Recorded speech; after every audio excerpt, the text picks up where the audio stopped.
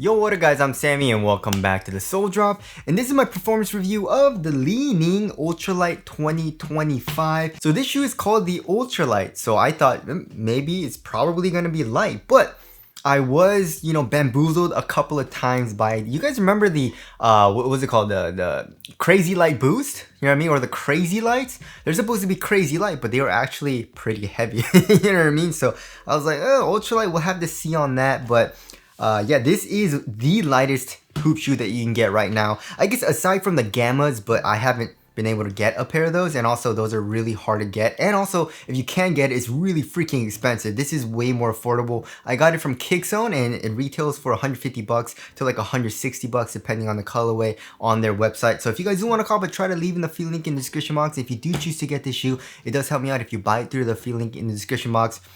But yeah, let's get it started right off with the Trazione. So in this colorway, we have like a really dark gray kind of color, right? And it's a solid rubber outsole. And we have like rectangles. And also it is decoupled. The forefoot and heel parts are separated here in the midfoot. So that'll help, of course, decrease a little bit of weight because you don't have rubber. It's actually not rubber. Here in the forefoot, it's GCU, so their ground control unit. And also here in the heel, it's supposed to be their tough OS or tough outsole or tough rubber outsole. And yeah, so how is the traction? The traction is freaking phenomenal, guys, and I did not need to break it in at all. It's good right out the box. And yeah, as I kept playing in it, it got better and better. So if you're playing on a clean court, you have an amazing stop. Yeah, you stop pretty much on a dime. And yeah, with GCU from Li-Ning and as well as Way of Wade, it's had really good traction. The only shoe that didn't have amazing traction was the Ushuai 13 Ultra, I believe it was, with the GCU. But every single other shoe that I've tried that has GCU from Li-Ning and Way of Wade has been phenomenal, right? Especially on a clean court. So yeah, clean court, you're good to go. It has just as hard of a stop as all the other like top tier performers, right? And as far as dust performance goes, dust performance is also extremely freaking good. This was literally my backup, right? So I was playing in some other shoes, of course, and those were, sliding around a little bit, I'm picking up a little bit of dust. And they weren't terrible, but they were still picking up a little bit of dust. But then with this shoe, right when I switched into this shoe, I just had amazing traction, right? So it bites through dust extremely well. And then if it does pick up a little bit of dust, which it really doesn't, but if it does, you just do a slight wipe and you're good to go, right? I don't know what they did with the rubber compound here with the GCU, but it's absolutely amazing. I'm sorry, it's not rubber. It's actually a different type of compound, I believe. But either way, whatever they did with the compound is really, really nice, right? So dust performance, you're good to go. Very little dust pickup, bites through dust extremely well, right? And also for durability, I feel like you should be fine. They're saying GCU is more durable, right? And also resistant to wear, comparing to traditional rubber. And then here in the heel, of course, they got their tough outsole, which is supposed to be more for outdoor use as well. It's supposed to be more resilient. So yeah, you should be fine on outdoor court. I mean, the grooves are thick, the rubber is hard, or I guess the outsole material is hard. So yeah, I mean, for traction, this shoe is absolutely amazing, right? And now moving on to the heel to toe transition, also pretty dang nice. So here in the heel, we have a crazy curve shape. One thing that was kind of weird, however, is that it dips up from like here, right? And it kind of feels like it's a little bit dead because there should be a little bit of foam right over here, or which is what I'm used to, because most hoop shoes or most shoes have a little bit of foam right over here, right? But this one kind of like dips in a lot, so it's kind of weird. It feels a little bit more, it's not dead, but like I guess dead is the right word, right? It just doesn't have that much compression when you're going high heel strikes, right? Going down the court. However, it's really soft for the foam. We got a really nice curve shape, so it's still very smooth, right? And then coming into the forefoot, we got a nice curve shape as well. And also, we got a good amount of forefoot flex. But also, we have a good amount of tension, you know what I mean? A little bit of, like, kind of resistance when you're trying to bend the forefoot here. And then, we have a nice spring. Look at that. Just a nice springiness, right? Look at this. Right, so it's not super duper springy like the WoW 11 or something like that. However, it still has a nice bit of springiness when you're going down the court, doing heel dominant strides, or kind of like out of the triple threat, for your first step. It does give you a little bit of that springiness, which is super duper nice. And also the cushion has a nice little subtle bounce as well, right underneath your foot. So all that combined, when you're running down the court, it feels really smooth and also kind of bouncy and springy, which felt amazing, right? And it also almost feels like a running shoe, you know what I mean? And this shoe overall feels like a really nice running shoe with way better support than running shoes, obviously because this is a hoop shoe, right? And now moving on to the cushioning setup. So the cushioning setup was super duper nice besides one aspect, which is impact protection, right? So impact protection, like on hard impacts, isn't the best. Right? And the only kind of situation where it wasn't great for me was heel strikes, right? So I don't know why, but here in the forefoot, like landing hard in the forefoot, it wasn't that bad for me. But like here in the heel, when I was doing hard heel strikes, I could feel my heel bottoming out the foam and kind of hitting the floor, and it kind of hurt just a little bit. Like it wasn't terrible or anything, but it wasn't the best for impact protection, of course. So heel strikes, not the best. Overall impact protection, like here in the forefoot, was nice, right? And also if you're just kind of like jumping around, you know, jogging, not going too hard, you know, then you should be fine. It's just on hard heel strikes where I had a little bit of an issue, right? As far as the court feel goes, the court feel is okay, you know what I mean? The forefoot has pretty dang good court feel, but the heel gets a little bit higher. There also is a pretty high offset as well. And by the way, as far as the tech goes, they're using Super Boom as well as Light Foam Ultra, right? So the Light Foam Ultra, I believe, is this yellow foam, right? It's kind of like the carrier, and the Super Boom is kind of like underneath your foot, but it's mostly in the forefoot and in the midfoot, not in the heel. So the Light Foam Ultra, like I said, you have a good amount of compression here in the heel. It's super duper soft, and I really like that, right? It adds to the comfort. But then for the underfoot cushion is amazing, right? So first of all, the insole's just kind of like, it has a little bit more of an elastic type of feel to it, a little bit more of a rubbery feel compared to like a really soft ortholite foam ortholite insole, right? But then underneath that, you can see a very soft mesh struggle board. It's not super glued down or anything, and then just poking it with your finger, you can feel just how soft that foam is, right?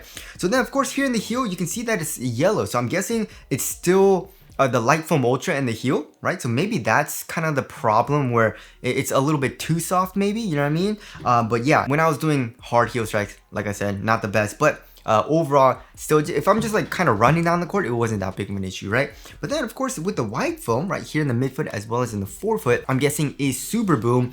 And yeah, it feels really nice because it has a nice kind of like compression, right? It's soft, but it's not too like mushy feeling or anything like that. But also it has a nice bounce, you know what I mean? Like a pretty nice bounce for a foam. So it just does everything really well for me in what I want for a cushioning setup from my hoop shoes. It's just the only thing was, you know, the heel strikes, right? So I feel like, you know, most guards, you should be fine. Of course, you don't really want to be heel striking in the first place. So I feel like most people aren't heel striking at all, right? But again, if you do heel strike, you know, from time to time, it will hurt a little bit, right? But other than that, you know, a pretty good court feel, amazing underfoot cushion, step-in comfort, a pretty nice subtle bounce, you know, and also a nice heel compression. So it's a really nice cushioning setup. And now moving on to the upper. So the upper, they're using boom fiber, right? But I just want to say this is the craziest upper ever, right? So look at here in the toe box, right? Look at how it's a grid material. It's pretty much like a very open material, right? It's literally see-through, and you have a lot of ventilation through that, and also you don't really need that much support on top of your foot, you know what I mean? As long as it's not super stretchy on top of my toes, I don't really mind it, you know what I mean? It's just a really soft material. It doesn't stretch, but it also is really thin, right? But then on the sides right here, we have a nice bit of fuse, right? We got a good amount of overlays, and also with that, we have a good amount of structural rigidity and support here in the toe box, right? So that allows the material here to be really thin and have really good ventilation. And then with the supportive kind of sides here in the toe box, gives you a better support, which is nice, but it's still extremely thin. Look at that, right? So that's actually pretty dang nice. But as far as like how it felt on foot, for the first couple of days, it actually gave me a pretty bad blister on top of my pinky toe, right? And probably because right here is a fused material. It's a pretty snug fit as well for the toe box, right? So when I was obviously playing, this like synthetic part would rub against, you know, the top of my pinky toe, and it would get pretty raw and it would hurt a little bit, right? It actually hurt a good amount when I was first playing in it, but now, you know, my pinky toe's used to it. I don't really have that either, but I wish they would have made it a little bit softer right here, but obviously for support, they couldn't do that. And then here in the midfoot, you know, it actually is a really thin material. Look at this. It's literally see-through here on the lateral and medial side of the shoe, but you can see that there is like an overlaying material, right? And it actually does feel pretty structurally supportive, you know, and pretty rigid actually for how thin this material is, right? So of course that's nice. The tongue has absolutely zero padding. You got padding kind of like on top of the tongue right here, but that's mostly to prevent like pinching and also kind of a little bit of pain if you tighten the laces too tight. You don't want it to be like really tight with these really thin kind of like tapeworm laces, flat laces on top of your foot. So that's why they added that. But for the overall tongue, like right on top of your foot, it's not comfortable at all. You know what I mean? It's not cozy at all. It's also kind of like a half woody construction tongue, kinda, right? It's more like an independent tongue, but then it's stitched to the actual upper. There's no independent kind of like underlaying material. So it's like kind of not a half booty construction tongue, but either way, there's the tongue there, and then here in the ankle area, there's literally zero padding, right? There's very minimal padding. So yeah, I mean, for the ultralight, that makes sense. You want to have a very lightweight shoe. You try to take away from the overall shoe as much as you can. That's what they did here. But they didn't really sacrifice too much support, which is a good thing, right? They sacrificed a lot of comfort and coziness, which is fine, but they kind of took away a lot of the coziness from like, not adding a whole lot of padding. So anyways, yeah, if you want a really minimal upper, this is as good as it gets. You know what I mean? So as far as the quality goes, I feel like it's nice. You know what I mean? It doesn't seem like it'll be the most durable material, however, so just be careful with that. So there's that. Moving on to the fit. So I went up half a size, and yeah, it runs a little bit long. So there definitely is a little bit of length. However, like I said, it is a little bit kind of, it's not narrow, but then like I had that issue with my pinky toe, right? So that definitely is a little bit snug here in the toe box, which maybe not mind the length that much, you know what I mean? So I feel like if you have a really skinny foot and you want a really snug fit, then go true to size, right? But for most people, I feel like you should be okay going up half a size if you are worried a little bit about the width, right? But again, like I said, it did break in and it doesn't really hurt my pinky toe that much either, but I don't really notice the length that much too, you know what I mean? And then here for the toe box, like right on top of your toes where the kind of like really open mesh is, it's a little bit more on the roomier side, but like where the kind of like, synthetic like overlays are, it's a little bit tighter, which is kind of weird, it's a little bit of a weird fit. Also here in the heel, there is a little bit of kind of like dead play on the bottom right here, you know what I mean? Because there's no padding, you know what I mean? So there wasn't heel slippage, however, it just didn't feel completely locked down, you know what I mean? It just felt a little bit kind of dead as far as like the overall padding goes here in the back of the shoe. So yeah, I mean, again, if you want a really snug fit, and just remember, it's gonna be tight and you're probably gonna get blisters from this, but once you kind of break it in, you're gonna be fine. It's still gonna be a snug fit going true to size. Then you should be fine going true to size, right? But if you don't want to deal with that, probably go up half a size, right? So there's a fit there. Moving on to the support and lockdown, really nice. It was adequate for me. I had zero issues with overall stability or support of the overall shoe and for the overall upper, right? So I would say it's around the same as like the Sabrina 2s, maybe even a little bit better, you know what I mean? Comparing to like the PG6 and stuff like that, something really lightweight, like the Jaw 2s, I would say, it's just as good, if not a little bit better, right? So for lateral containment, like I said, we do have a good amount of overlays, of course, but then it's actually like pretty rigid, you know what I mean? I feel like they did a really good job in having like a structured, zoned kind of support, you know what I mean? So on the lateral side, you need that, of course, for basketball if you're doing a lot of lateral movements. And here in the forefoot, you're covered, and here in the heel, there is an internal TPU heel counter. So for lateral containment, I was good to go. I mean, if you are bigger, it's not gonna be the best for support, but for most people, you should be good to go. It's adequate, right? And then also, like I said, we do have pretty good structural rigidity, even better than the Sabrina 2s, I would say, if not like around the same. So yeah, my foot wasn't moving too much inside the shoe that much either. So yeah, that was good. Lateral stability was good as well, you know what I mean? There's not a crazy outrigger, but we can see how much the forefoot protrudes out here in the forefoot. So we got a nice wide stable base. Like I said, I didn't have heel slippage, but I just felt a little bit of dead space here in the back of the heel due to the lack of foam, right? So yeah, overall support, in lockdown was good. You know what I mean? It was adequate. Not the best, of course, but it was good. All right, now moving on to the weight, which is where this shoe shines, right? So, I mean, yeah, 8.45 ounces. Let's check the other shoe. 8.4 ounces, guys. So, the average weight of my shoes is 12.5 ounces, right? And the lightest hoop shoe of last year, which was the Wade Flash, as well as the Adizero Select 2.0, they were 10.4 ounces. 10.4 ounces. There was no shoes in the 9 ounce category, and this shoe is in the 8 ounce category. So it's 2 ounces lighter than the lightest shoes of last year, which is insane, right? And the lightest hoop shoe that I've ever weighed is the Kobe 8, which was 8.4 ounces. So the ultralight, there you go. It's one of the lightest hoop shoes that you can get not only right now, but also pretty much of all time, almost. You know what I mean? Like I said, there are other hoop shoes, but I haven't been able to get them. So yeah, this is really extremely lightweight. Also, it's freaking really minimal. You know what I mean? Especially because of the really thin material for the upper.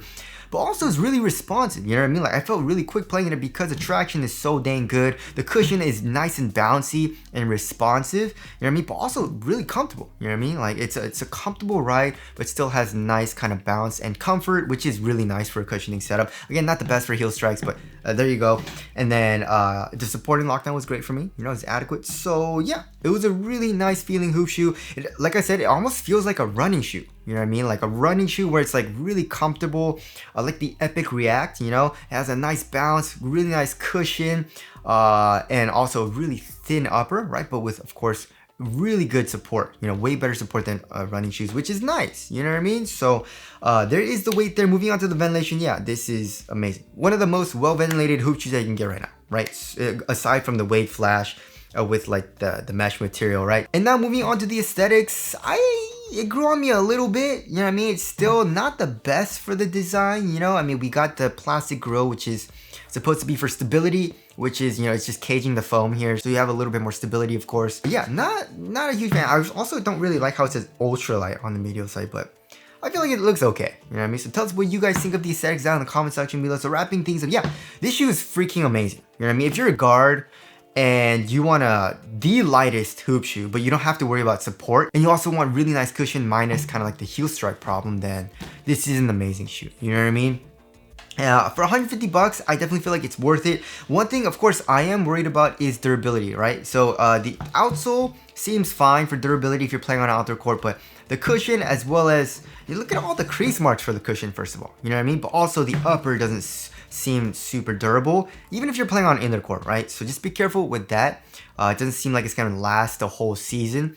But other than that, like, this is a really nice shoe, and I enjoy playing this shoe very much, right? So there you go. That's literally the only thing, right? The only thing that I kind of didn't like is the heel strikes, and that's it. So yeah, for guards, amazing. For bigger dudes, obviously this is not the best. I mean, I feel like you can make it work if you wanted to, but again, it doesn't excel in support, and also for, you know, the cushion. But if you want a really lightweight shoe, then you can make it work if you're a bigger dude, but I would mostly recommend it to guards. So that about concludes my performance review of the Li-Ning Ultralight 2025. Again, if you guys do want to copy, try to leave in the link in the description box, but that's it. Thank you guys for watching, and I'll see you guys in the next one.